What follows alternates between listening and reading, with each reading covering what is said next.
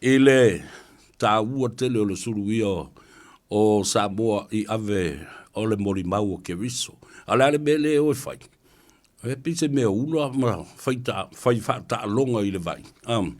E o e fai mai, e mai tuspa I o e fai e ia la tautonga. Ngā wawa ai. Ngā wawa ai I le ula o mea o tangata so le matautia. Ne au te whatua I le lu I le nā. Awai alu amatau I ia le tātou talanoanga le lu I ngā ali mongi le ua fai. Fo le o le whaatautonga. Ma le fionga le li palemia le sunga lauli le Leiataua. O te manatu ai. This is like the last resort to distract everything and the attention. But the focus on the real investigation because le lao o mai ia le sa ili ilinga tolu lava o le maliu o tu au. Wa uma le case fo le o le meo le sa ilinga fabrication of evidence o moli mau fau wa uma la le nā mea a le la tātou se e lola ia se I mai a wa le o toi whaapawhala ia le tīma sa tu e toi whaia ia fresh investigation of 2 hours death, the hit and run. Le o ma le mea na a le lau whaapawhala le fionga le li palemia o le a toi fili tā nganga se isi tīma ele I ni tangata I le su enga mua. The original investigation. Mai o te matua la lango I ni mata upu le ma o lango ina. Awale to I ni tangata sa involve le su enga lea I le taimi mua. O le wa uma le fabrication. The conspiracy to fabricate evidence. Uma le mea le na. Anyway. Faamamai nai le suafo le li palemia fa perfo I le li teitai leo ya li o fa perfo I mafpulai. Ai le I faamamai nai le ngo le ala. Le ala o sila fia le le ala. Ai. O le ala la tato wo ne so ele mata upu. O le o le faamaunia le la molianga na fafau tangata ia moli mau ina ia tu wa ia te ia le mali o tu au. Le ala na le no tama fa ye fa manino fa mar la le vaanga ese o cases I lua. Era o uma le case le ole fa fauino ni mori mau e tu wa I le mali o tu au I le sunga ia le ala limon. Ale la tatu wo lola esa ili sa o lola va. Masu I tonu le mato le niu. I le tangata na mali o tu au. Ai na whape I fo'i o na tupu le nā whaalavelave. Ia lena, lena te whatuan.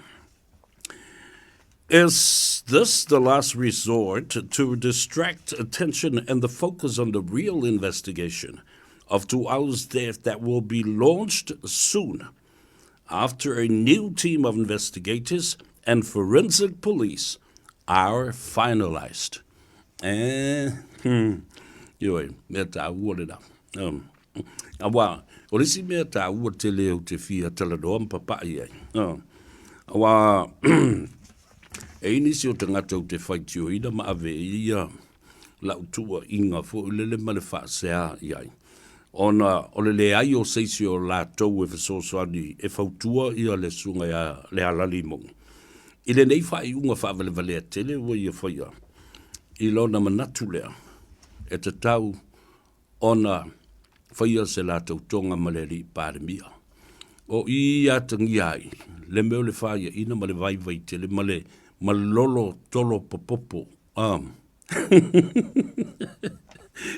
Ale mea mua, au te whaiti o ina lana whai whiau. Ioi, awa o te loa lelei. E te taua ona iaini tangata na talanoa iai limongi.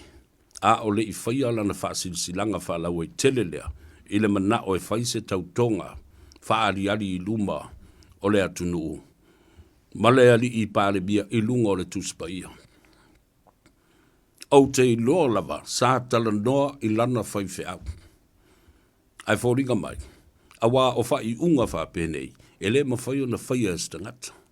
E moe ala hala, ma mafau pea I ai I le nei mata upu ma le nei peise ao pōngi sā e wha malu mai teimi uma I lunga o lona ulu.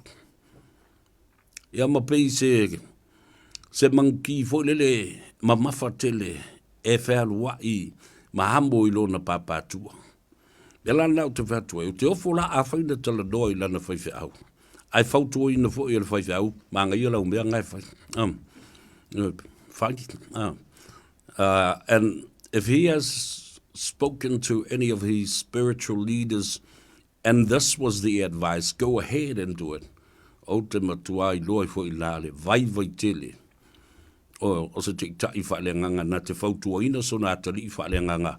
Alwe whailau whaasisilanga o lewe mga o whail whakauko. O haisi whatautonga tō te mana na oi. O listanga te e ave I lau whaase amalo. O lona to lua po lona whaletua. Tulau e te le mana o e tau fia. But somebody that is very, very close to Leala. O te loa lava. She will be included in the conversation and what Leala is really thinking deeply within himself. O ia tala noi. O le la pilo talk mo si ona whaletua e whai iai. Nea, lea saulo. E me leo wawai atu nei le la toi le langa mai I le susu enga le maliu o le tama lea. Ne pauleo le me leo te mana o nei whai. O lo o alu e au mai I luma I le pupula o le mōtintini o le nasi whai se maa whatautonga. Was this a great move? What was the wife's advice to him according to this? O le fōling me le se whautuanga nā vei ei. O le sibia, o lana loia. Ioi, na tala noa I lana loia. What are the implications of this in terms of legality or whether it's a legal matter or illegal to have somebody swear an oath with myself? How can we do this? Is it okay in the eyes of the law? La se whautuanga whaaloia. Whaale tū la whono na whai iai I lea mea. E lea ngata lai lea. O lana pāti whai malona tai o le tūangai. Le sunga atu le epa. Na whesili atu le epa. Tasi ala whaalongo le whaatala noina o tu le epa. O le tali atu le epa wana ia matua I lango ina ne whai unga. Ale sunga ia le ala limo. Au mai, kwa encourage la wale to ina. Let's do it. Go ahead and do it. O tōsi sila la iai I tangata ia li po iai ia le siu manga o limongi.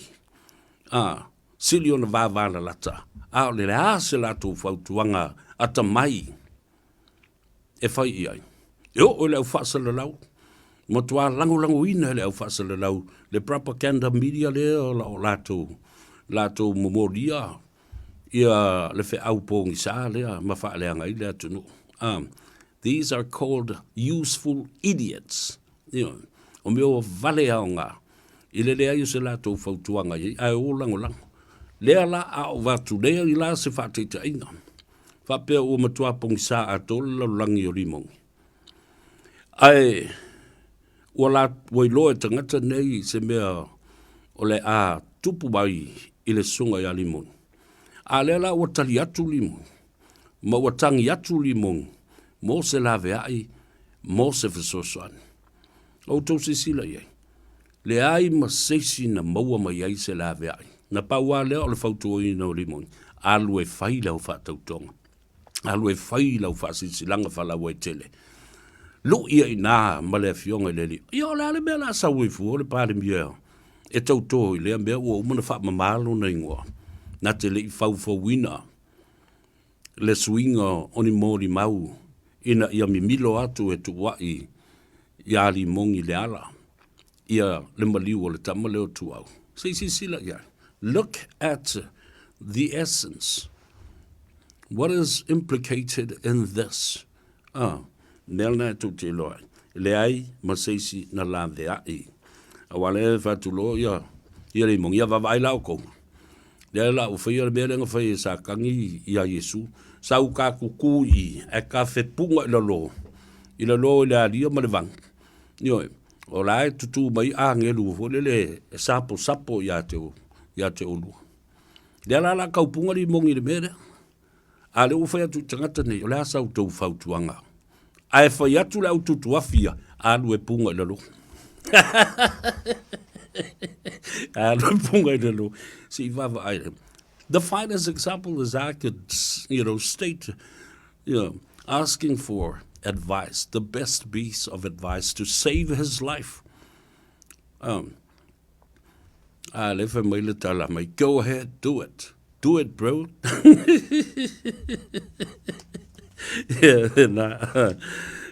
O tō whaafonga nei ai. Le ai ma se tali mai i ai o le palemia. I le pola ua motu i tua. Ua savilingia le mauta. Aisea. Le uta fale le nale. Ua taa ai ma le ti a polo. Ua matua ma losi. Lona whao so ina. O le mafau o le tangata ma le nganga o le tangata. Ai, ona o mai leo la utala noa i le mata upu mata utia lea na tupu nei le tai au. Oka e ka whiwhi i. Ta whiwhi i le mata utia o nei mea na tutupu le tai au nei le whailoa inga. A le fionga i le ni palemia malana kapeneta o minsta o le malo. Wa tu lai masava vali i o. I le fono a le board o le lakapi Samoa, le pūlenga a le lakapi Samoa, le wa so o le atuao ma le lalo langi atoa, i le mea na tupu ana le la. Mau tau sinsila iai, i le telo tau sanga sa au pese atua i nei mea. O le whaavae, sui le whaavae, o le lakapi Samoa. Ina ia mawhai, ona a apatu le malo, e soa lau pule ma i lato. Leanga o le malo is the main source of finance and resources. I le tele o nei tausanga. Io. Ai le mawhai ona apa i le malo. Ona o le whaavai, o lo whaavai ai. Ma muri tai ai ia le lakapi Samoa. Lea le whaavai le na. O le whaavai le na sa au pese atu ai le tele o tausanga ua mawai. The Constitution needed to change and needed some amendments too. Why? Because the same Constitution is used in selection of the leadership people of HRPP.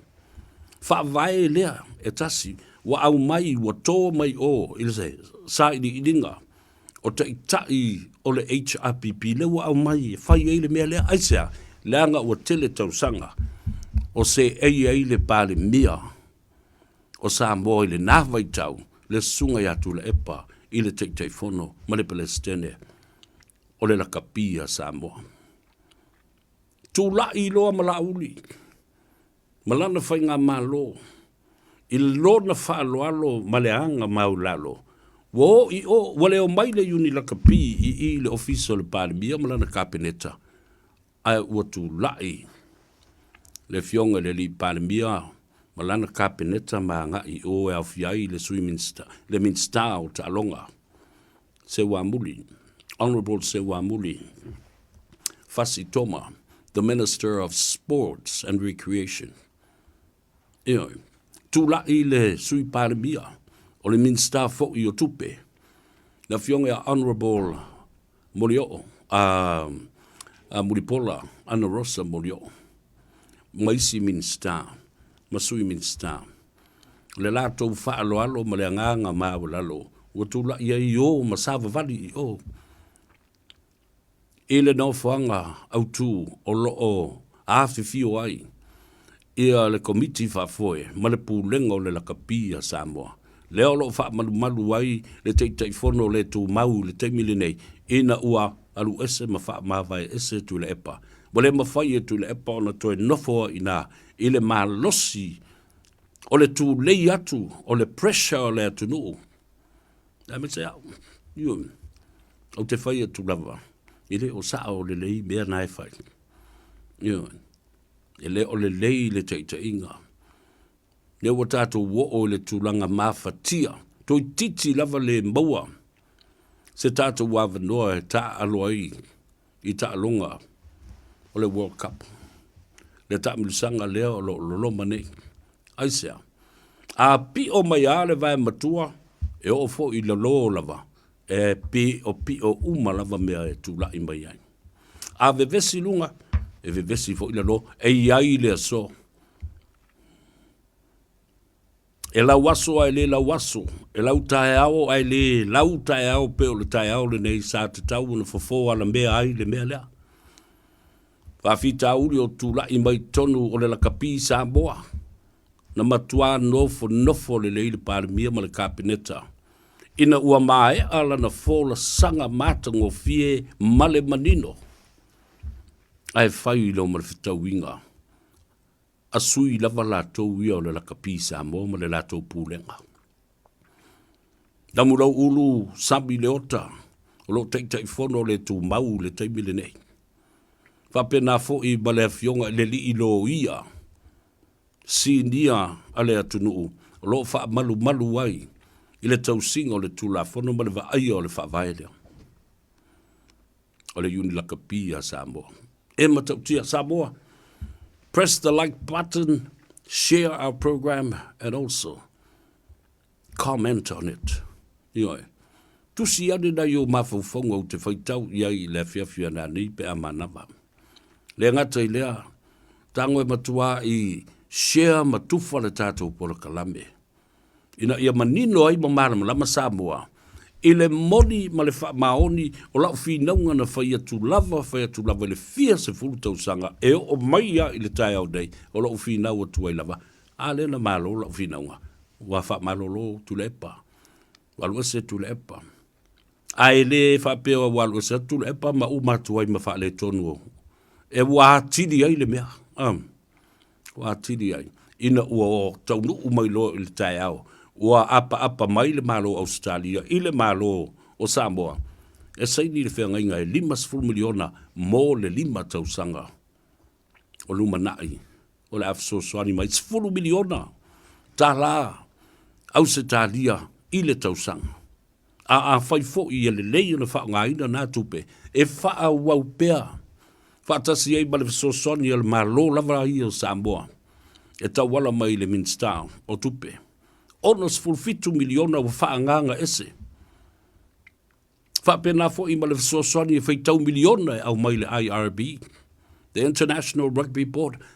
Tasi lea whawhitau. Fia se lau miliona o le afu lilingi o le atunu o male malo.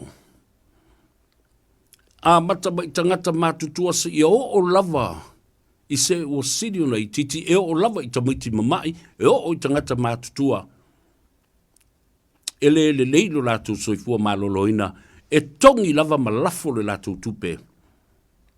Iso ngā tupe a le manu Samoa, i le lalo langi a toa lo alala mapapa a o i Samoa. A o whea ave i ei tupe.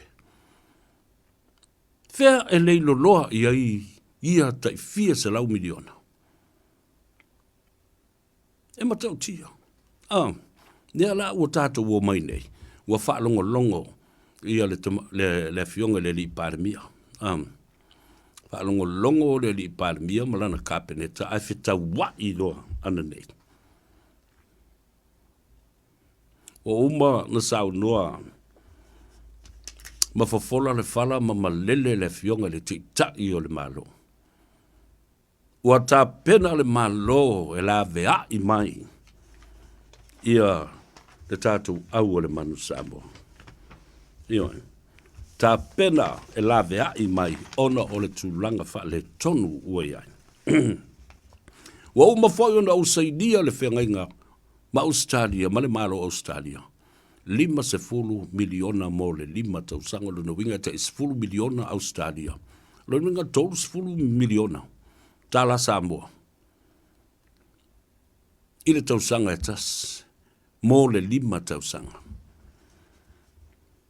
The Prime Minister declared that he, as the Prime Minister of Samoa, has already signed the agreement with Australia. 50 million for 5 years and 10 million per year for the next 5 years. Why? So that the money is secured in the hands of the government. Listen carefully. the government of Australia or Australian rugby did not go directly to Lakapi, Samoa and hand over 50 million. They didn't even ask them for Lakapi, Samoa to sign in the agreement. They went to the government of Samoa. Ele io mai le malo Australia. Ma o sao i le teitei whono ma le Palestine o le Lakapi, Samoa. Ma whai atu e seini le mea lea. Ai tu ina tu sao loa i lau tu stupe le 5 miliona. Le ai. O mai o i le malo o Samoa. Ai sea. Popole Australia. Wala tau i loa le ata. O le tūlanga pangatia o lo iai le tamau a inga. O le Lakapi Samoa. Wale le mawhai ai o na ausia. Tūlanga maululunga sa iai le taito sulima, ma le taito fitu, i le 2 tau sanga o tuanai se ia o mai le tai aolo nei wa fumfa ato le mea. Aisea, o le pūlenga ma le taita inga. Aisea, o le whaavai na whai ai le Iuni Lakapi a Samoa. Le mea le nāna tupu. O mai lo le malo Australia o sa o lava le malo. E whaatuatuaina le malo o Australia ma le Lakapi Australia le malo i te tau na iaiso na sao ina ia malutia ma puipuia ma whaao ngā le lei tupe nei. So, the record of Lakapi Samoa in terms of finance and money, it's not good in the eyes of the Australian rugby and the government of Australia.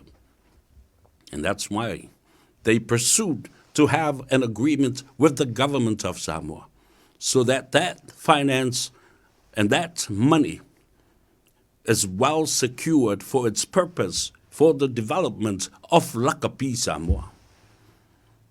O tō maua mai. Ne nā la ia.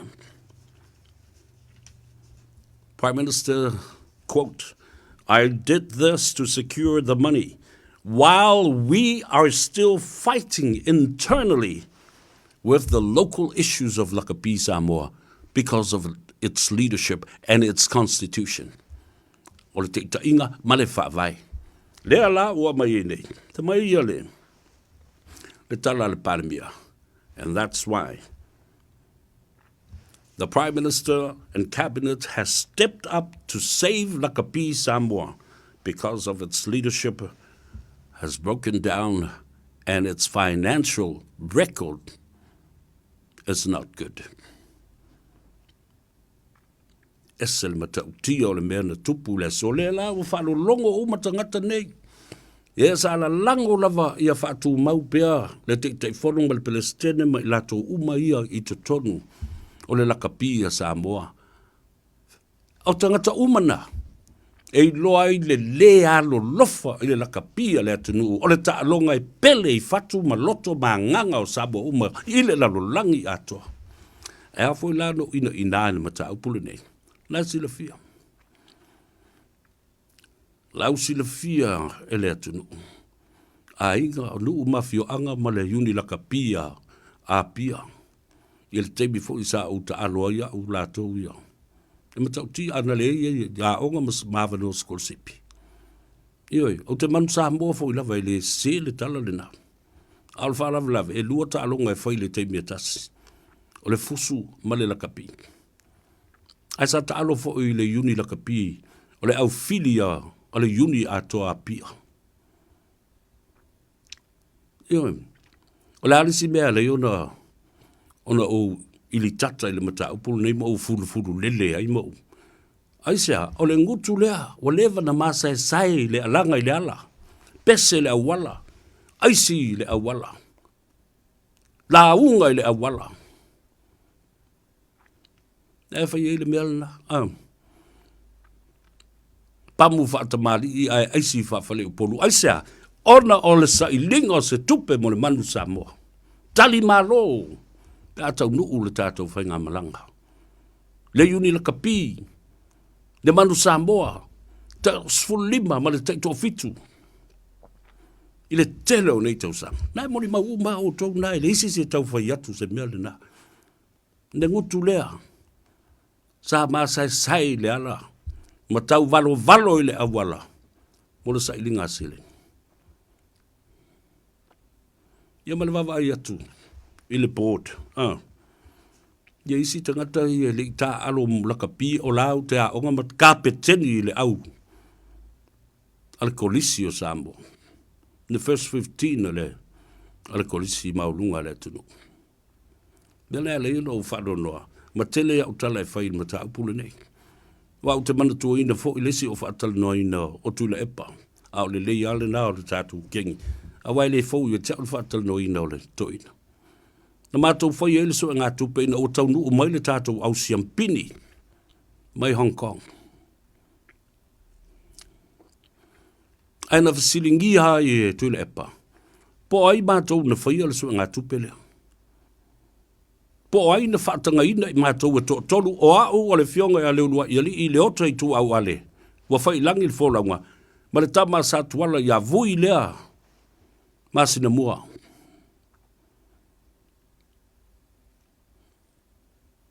Le ala le nāna matua i wha ali ia. Awa lau tala na whai ia i le pō le whaatala noanga le nā. Manatu lau fionga i le li palemia. I mātou te le tau whesilingia lau o fionga ui o oio le teitei whono le. E whai eise su ngā tupe i nei. O mātou le nunofo i nei. O mātou e alo nofo. O le sailingo se tupe e tu o ai whaatau i se pulu lole me. A le tamata alo ma le pūlenga o le au le nawa i tau. Ina ua tau nuu ma le manuia. O se i mai ma whao mai le ipo le teitei fitu. I le ta'alonga i Hong Kong. Eon, sila Samoa. Wo so o wharakalapu, wo so o malai, o i MC, o i le master, Leiataua sa vea. Yala na, lea na o pese atu wai nā vaitau. Ma levana te tau na o le taimi e sui ai pūlenga, le teitei whono, le pelestene, o i lato uma. A o lesi vaenga seli ona tā ua le mea le nei. Langa le ai se isi atu nuu le lalorangi. E teitei whono ai se pelestene o se atu nuu, po o se palemia, po o se ao se malo o se atu nuu. Nā o Samoa lava. O mai i te tonu, tu o lato tofi. Ma wala aunga na te tau e no o i le mauta. I ti whau. A o mai lote mea ia. Nā o Samoa lava.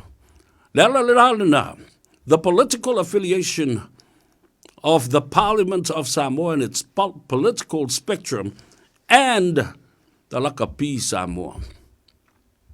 And this is why all these problems arise. To e whaminu te tali tu la elima, la tātou wō le malolonga ma tātou telefone i le ngana peritani a fo i mai, tātou toe i a whatasi le bere. Au e te anuese. Mau pēr lau nofo. Ma mau mai lau fusipau. I le whapoponga e whauawai. Ia le ngā ngaifo. Whaiwa mali a tau sa vea. Ia mali tō whae se o manu pēr tātou toi fo i mai.